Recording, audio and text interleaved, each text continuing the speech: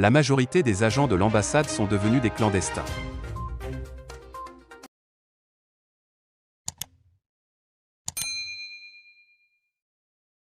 Ils sont sommés de quitter le territoire américain.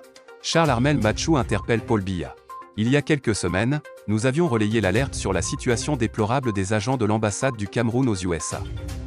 En effet, suite aux nouvelles normes prises par l'administration Biden, la majorité des Camerounais ayant fait un certain nombre d'années dans la représentation diplomatique sont devenus des clandestins de fait. Malheureusement, depuis là la situation n'a visiblement pas évolué. Ils sont d'ailleurs sommés de quitter le territoire américain. Situation qui a mis en colère Charles Armel Matchou, qui dans sa chronique sur Equinox TV ce mercredi a mis les doigts dans la plaie.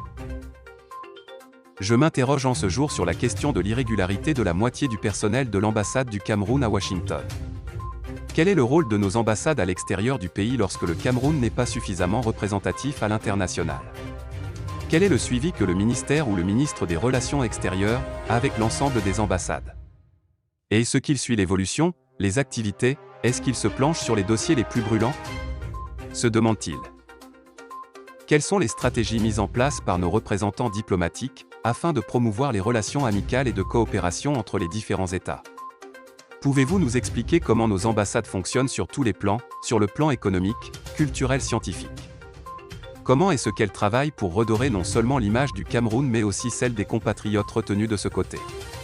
Comment comprendre qu'à ce jour, plus de la moitié du personnel de l'ambassade du Cameroun à Washington soit en situation irrégulière? Comment comprendre que le personnel d'appui, affecté aux États-Unis d'Amérique soit depuis un certain temps, en situation irrégulière et en passe de devenir des clandestins aux États-Unis?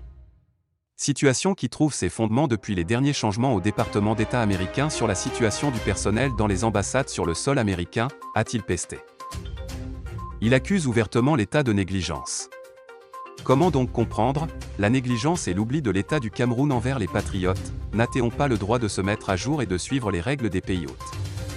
Prenons la peine de nous souvenir de la note concernant les diplomates qui sont en ce moment en train de chercher des solutions pour leur avenir parce qu'ils ont reçu des préavis de départ. Quand est-ce que Yaoundé va penser changer? Pourquoi on ne prend pas la peine d'y réfléchir? Savez-vous qu'en ce moment, il n'y a plus que 3 personnes qui ont un statut légal dans cette ambassade? Il en appelle donc à la responsabilité du chef de l'État Paul Biya pour qu'il trouve une solution à ce problème et éviter une grande honte.